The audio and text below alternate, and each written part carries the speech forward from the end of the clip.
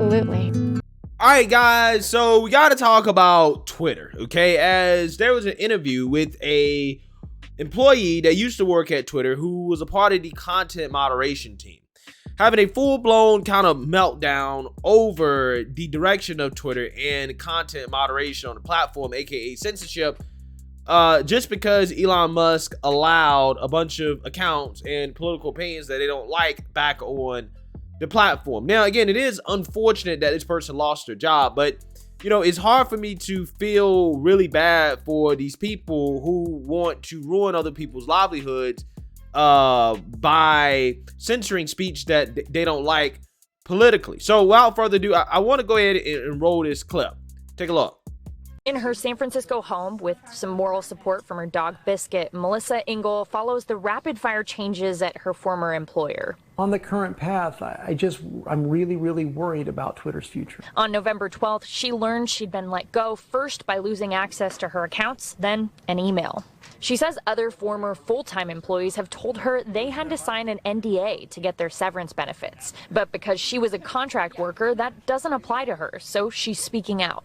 I'm not given a severance package. They can't take that away from me. And I think people need to know about this situation. The layoffs, followed by an employee exodus, came just days before Elon Musk reinstated former President Donald Trump's account Saturday evening. Cal State East Bay professor Grant Kian says the move appears strategic. He gets to say that he's rescuing democracy and reintroducing a certain type of political discourse on Twitter, even while it overshadows for the moment some of the really tough news that people at Twitter have had in the past couple of weeks. While the focus might be on Trump's account now, Kian notes that the absence of employees like Ingle who checked content will shape users' experience on Twitter. Those losses of personnel are going to be felt. Just over time, these things build up and the site will become more abusive, more extreme, and less reliable over time.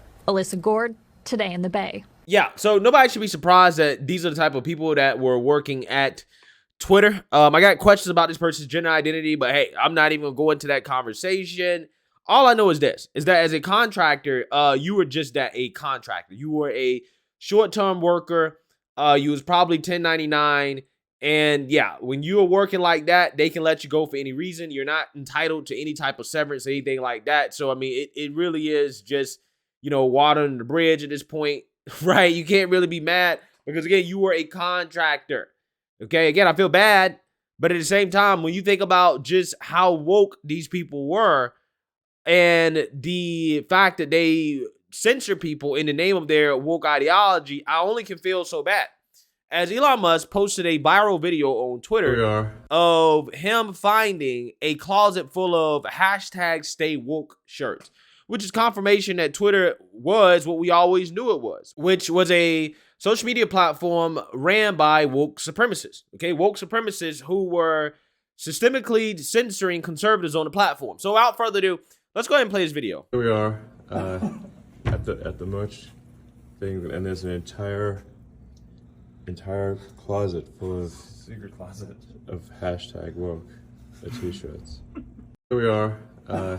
Yeah, and so again, you got a whole closet of #StayWoke t-shirts.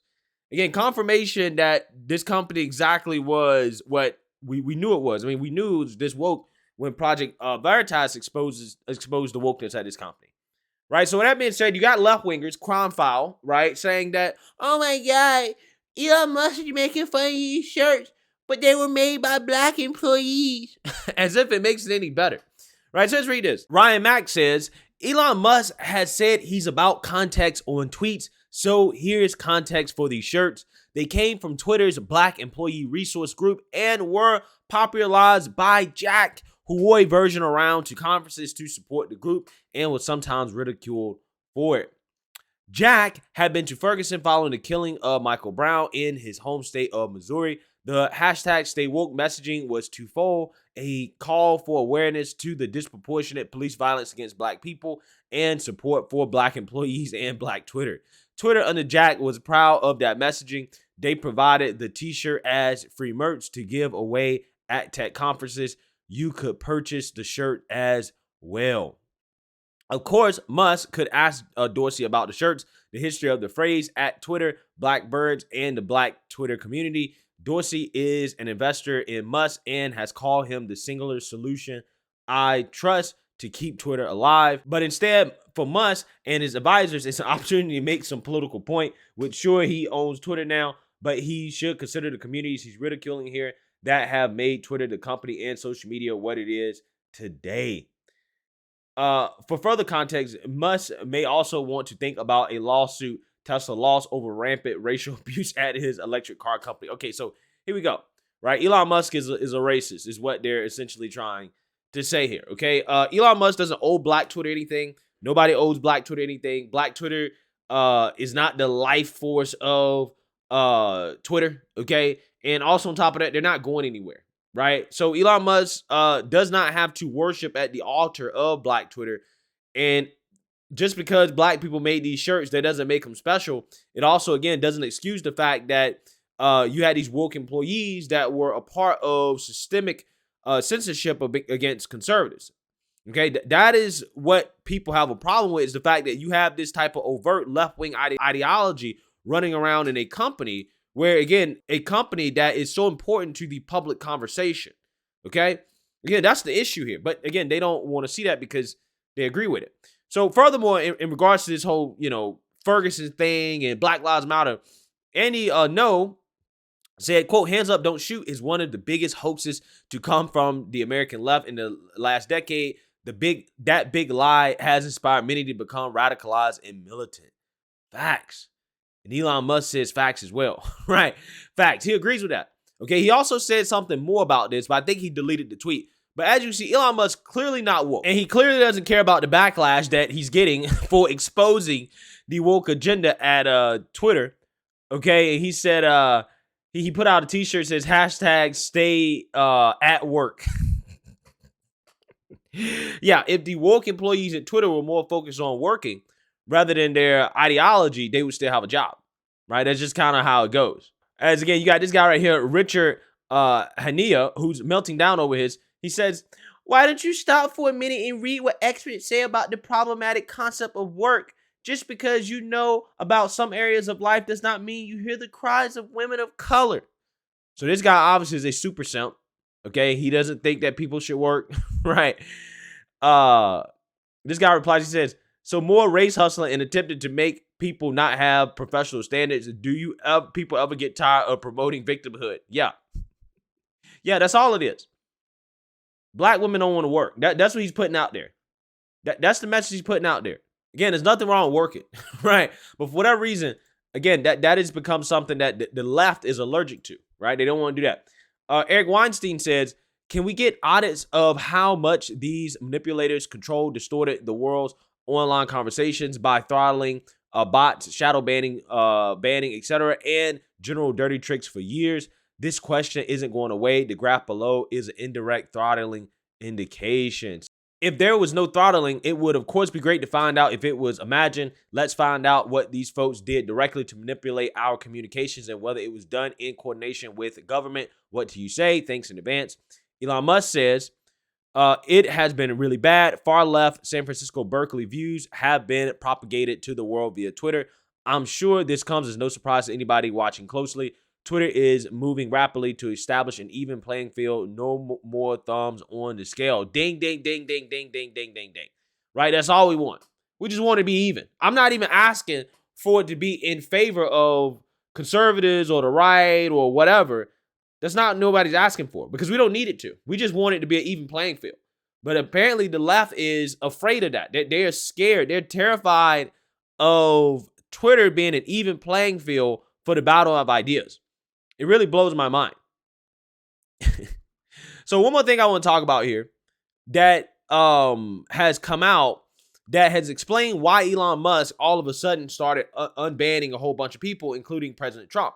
Apparently, it is the content moderation council that Elon Musk tried to form when he first bought the company as a way to appease the advertisers and to keep the woke mob from going to the advertisers to boycott Twitter. Apparently, they broke their promise, and that's why Elon Musk actually started unbanning people.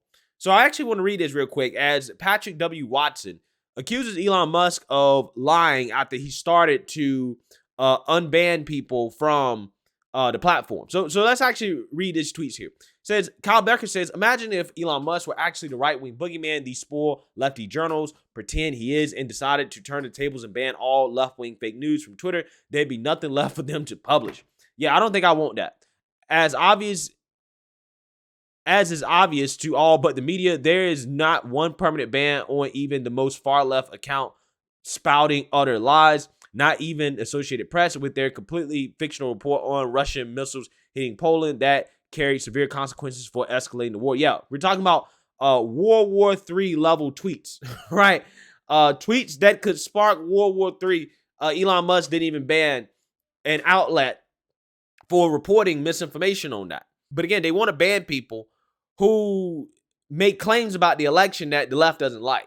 Again, it's funny how that works. Speaking of completely fictional tweets, he's basically calling Elon Musk a liar on the Content Moderation Council thing. And then Elon spilled his beans. He says, a large coalition of political/social activist groups agreed not to try to kill Twitter by starving us of advertising revenue. If we agreed to this condition, they broke the deal. So yeah, Elon Musk is basically saying, look, the reason why I started unbanning a whole bunch of people is because, one, he wanted to do that anyways, but two, is because he tried to meet the left in the middle, but the left said, no, we're going to try to nuke the company anyways because we're just pissed off that you're running it. And Elon Musk said, okay, F it. I'm just going to unban everybody. Right? That's basically what happened. Which should be a lesson to Elon Musk, is that you don't get in bed with these left-wing lunatics, especially the ADL, the NAACP. None of these organizations you should be getting in bed with. Okay? They are far left, woke propagandists that they don't want the playing field to be even. They want it to be to their advantage. They want to censor voices that they don't like. And that's it. That's it. And because Elon Musk refuses to do this, they were going to try to sabotage the company regardless. Okay? This is why it should have never even been a thing. You shouldn't even negotiate it with these people. But hey, Elon Musk, again, he's not really a conservative guy. He had to learn the hard way that this is how the left plays games. And Elon Musk obviously responded appropriately by unbanning everybody. And Twitter has not fallen apart. It hasn't been destroyed. It's still a thriving platform. If anything, Twitter is running better than ever, and it is the best that the platform has ever been. So let me know what you guys think. Make sure you like, comment, and subscribe. Most importantly, share a Black conservative perspective. Peace.